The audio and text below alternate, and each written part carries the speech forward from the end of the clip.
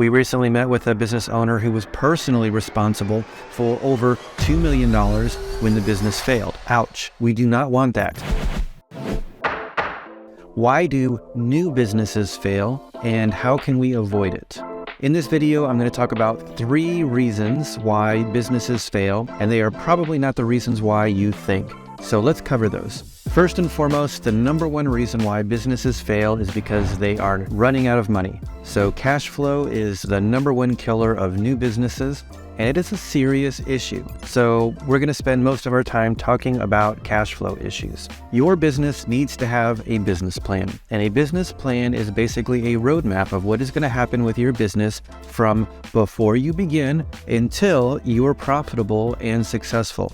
And that means 2 or 3 years out for most businesses. The business plan templates that you find online are generally pretty good, but I do see people make mistakes because when you go online and download a business plan template, it's probably going to start out by telling you to create an elevator pitch or a executive summary. And then it's going to write out a detailed, maybe multiple page listing of all of the things that you're going to sell, and then you're going to create a marketing plan. And people bring me these things and they're so proud because they've got 7 or 8 sheets of paper or maybe 10 sheets of paper in these first 3 steps, but they don't get around to doing the things that are later in the business plan, which would be your financial documents. And so I tend to coach people on creating a business plan backwards. And what we do is we start with the financials first. So this is what I want you to do. First of all, figure out how much money you need to make. Now, this is probably going to involve you doing a personal or family budget because a lot of people don't really know how much they need to live on. But right now you might have a job, or maybe you're being supported by someone else, and you know that the work that I'm doing has to produce this much money or we don't eat. And you need to figure out what that number is. So maybe you've got a decent job and your take-home pay is $7,000 a month. But if you cut back, you might be able to live on $5,000 a month. It'd be tight and you wouldn't want to do it forever, but you could cut out Netflix and a few here's and there's and get your budget down to $5,000 per month. Okay, that's an important number. And note that this is take-home pay, so after taxes are already taken out, then you're putting $5,000 in your pocket. Save that number, we need it. Then what we need to do is figure out what your business's overhead is. Overhead are the expenses that you have to pay no matter what. Even if you sell no products or services, then you need to know what your overhead is. So if you need an office, then that's going to go into your overhead. If you need insurance, that's going to go into your overhead. If you have to have a phone line or phone service or email service or a website, these are all the things that you need to go into your overhead. So now we know what your costs are going to be for your take-home pay and what your costs are going to be for your overhead. And now you know, just to keep even, just to break even, that's how much money you need to make. So for simplicity, let's just say that you need to make $6,500 per month to be able to do business. Okay, good. Now, what you need to do is figure out how much you can possibly sell. So for example, if you are a catering business, maybe you're going to make food at home and sell it or something like that if you've got a commercial kitchen at home. Or maybe you are a little shop and you've got products that you're going to sell. All right, good. So what you're going to do is figure out your gross margin percentage. And so that means if you're buying things for $5, then you're going to sell them for $10. I like that because 50% gross margin is a really good target for businesses who are selling products. If you're selling things that spoil or go bad, like if you're in the food industry, you probably want a little bit higher profit margin, maybe 60%. So if you buy it for $4, then you'd sell it for $10. That would give you a 60% gross profit. So you need to figure out what that number is. And then you need to figure out how many of those you'd have to sell for your profits to be, in this case, $6,500. Or maybe you're a service business like I am. I'm a lawyer. So I don't sell pieces of paper, although I do make a lot of papers. Mostly when people hire me, they're hiring me for my brain, for my service. Maybe you are a construction contractor. Maybe you are an interior designer. Maybe you're a photographer or a marketing genius, and you're going to sell your services. You don't have to worry so much about profit margin. In that case, you would figure out how many clients can I serve in a month. So let's just say that you're a marketing person and you figure out, okay, I can serve 30 clients at a time. Any more than that, and my quality of service will go too low. Okay, good. So if you know that you have 30 clients that you can serve and you need to make $6,500, then that means each client is going to have to pay you at least $220 per month. $220 might seem like a lot of money. Oh, will they really pay that much? Well, you're going to have to figure out how to convince them to pay that much. If you are selling products for $10 and you make $5 profit on that, you're going to need to sell 1,300 of those per month in order to make $6,500. You might say, oh, there's no way I can sell that many of those in a month. That's a lot of products that I have to sell. Well, you're going to have to figure that out. This is why so many businesses fail, is because they just figure out the numbers later. And then when it comes time to actually sell their products, they realize that they had unrealistic expectations. And do you know what we call a business that doesn't profit for the owner? A hobby. And great, but hobbies are not what we're helping people with today. We are helping people with business plans. This is what you need to do, is figure out how much you have to sell or serve in order to meet your financial goals. If you're not meeting your financial goals, then you're going to have to shut your business down and go get a job somewhere else. Now, also keep in mind that when I told you to estimate your costs, I said, what's the minimum you can live on? Well, you can only go so long before that's not enough. So in that situation, you're going to need to make sure that you have enough room to grow your business to make more money.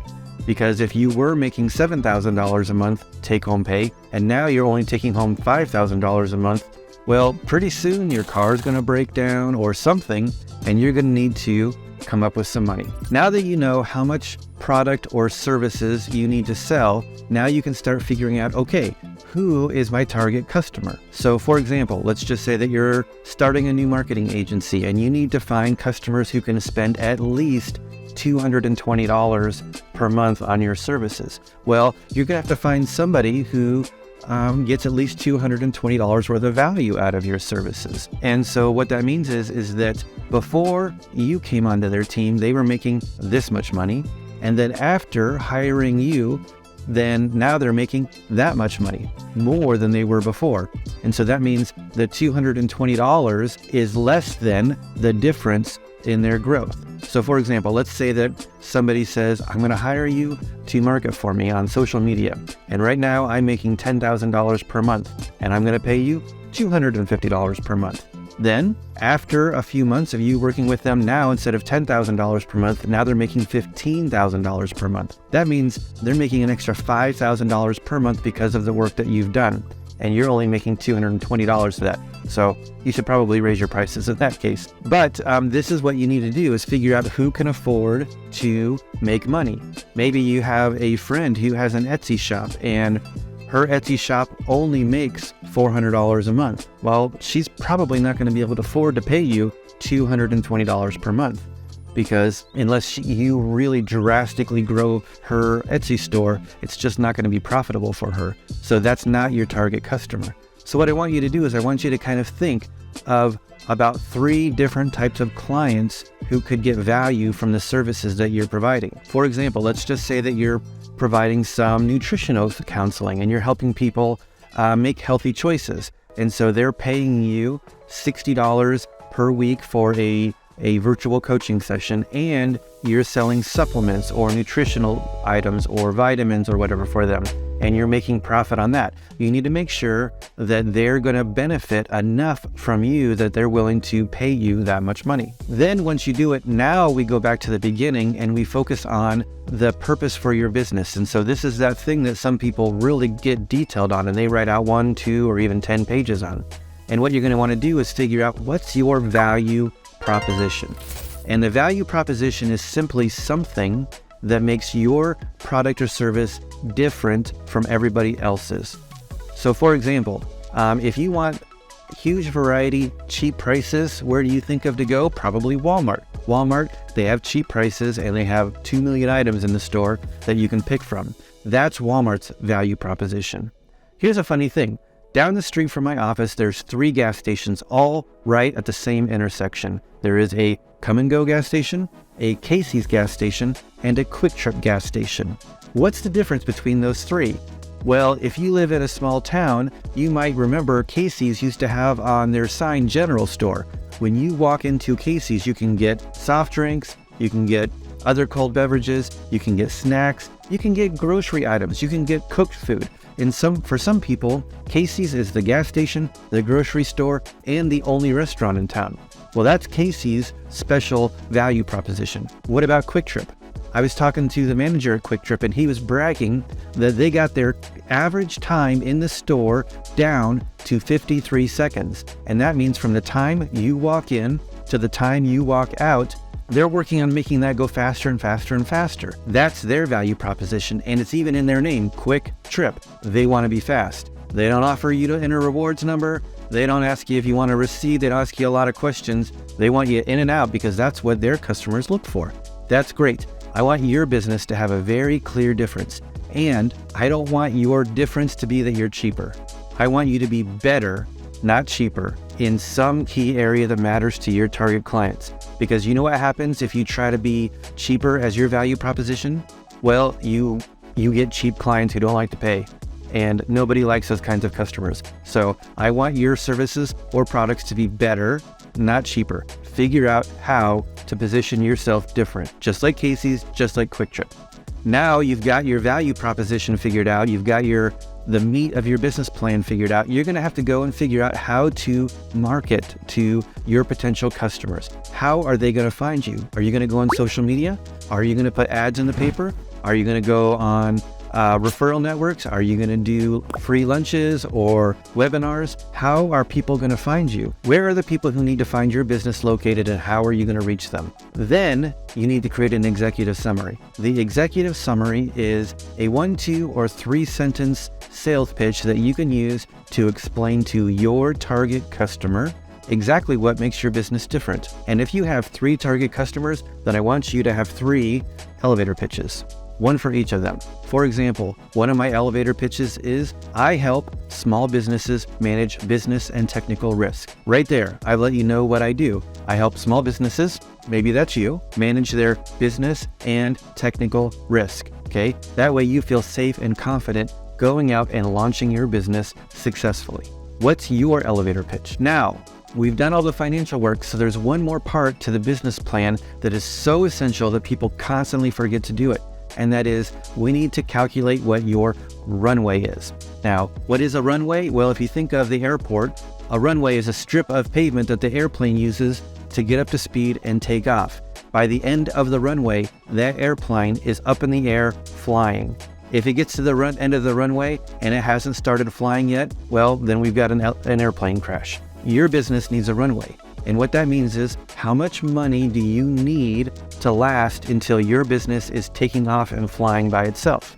So for example, if you know that your overhead is going to cost $6,500 per month, then you need to figure out, okay, how many months until I am making at least $6,500? If you are a service business, that might be a relatively short amount of time. If you're opening a retail store, that might be a longer amount of time. If you are doing B2B sales to, say, corporations, then it's going to be a lot longer time because corporations make slow purchase decisions.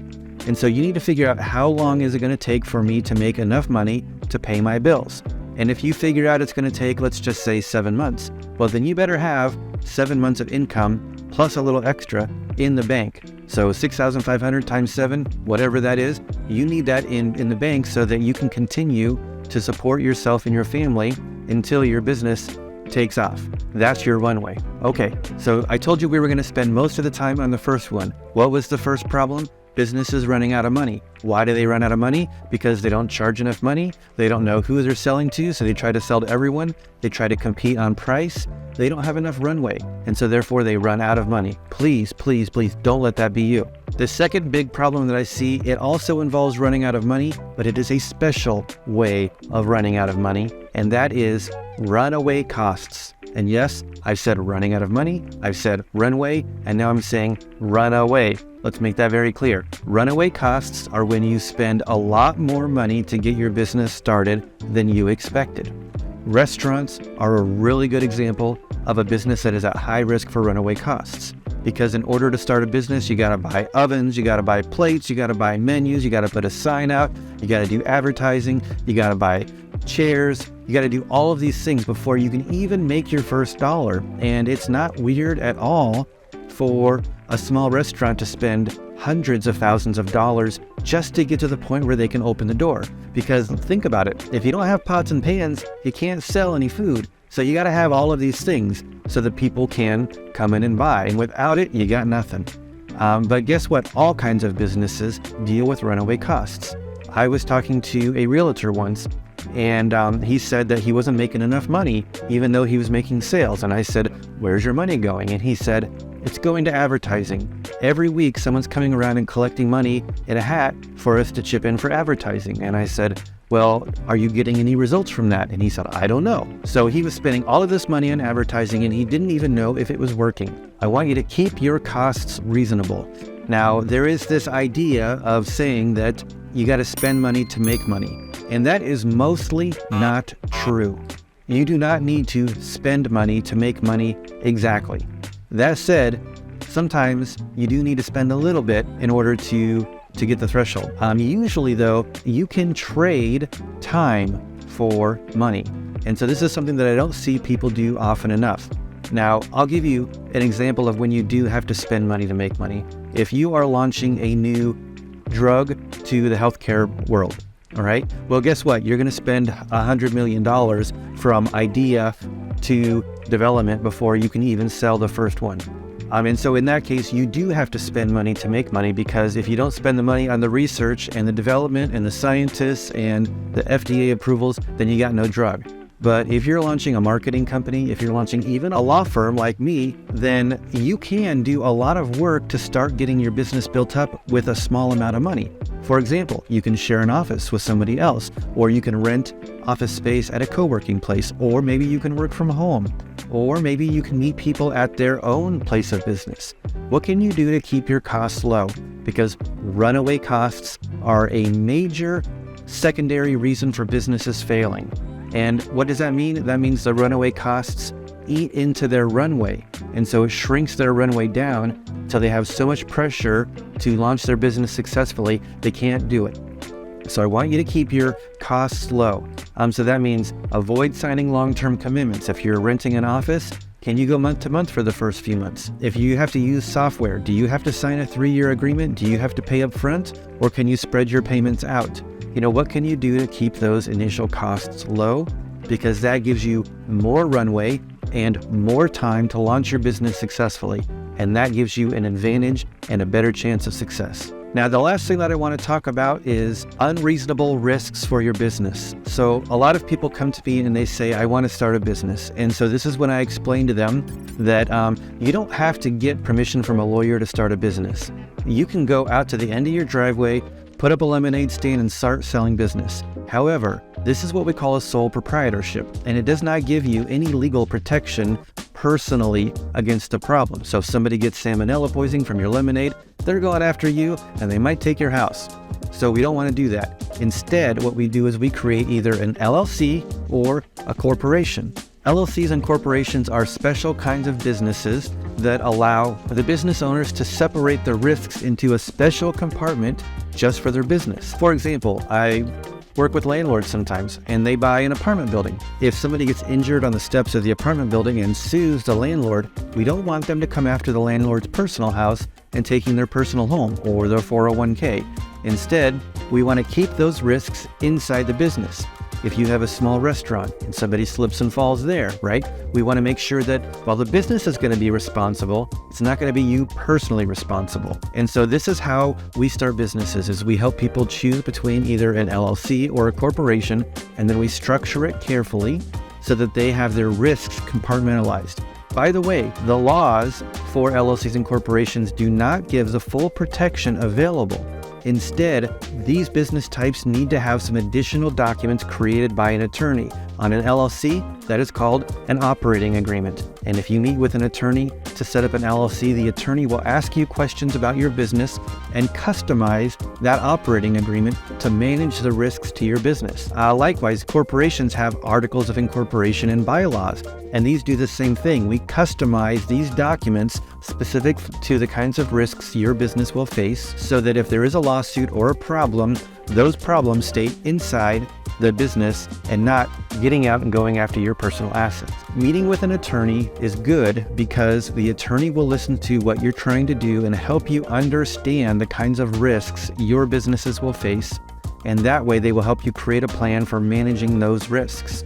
Now, I'll just tell you that unreasonable risks are not a major cause for businesses' failure, but they are a major cause for when businesses fail, the owner being personally responsible for excess problems. For example, we recently met with a business owner who was personally responsible for over $2 million when the business failed.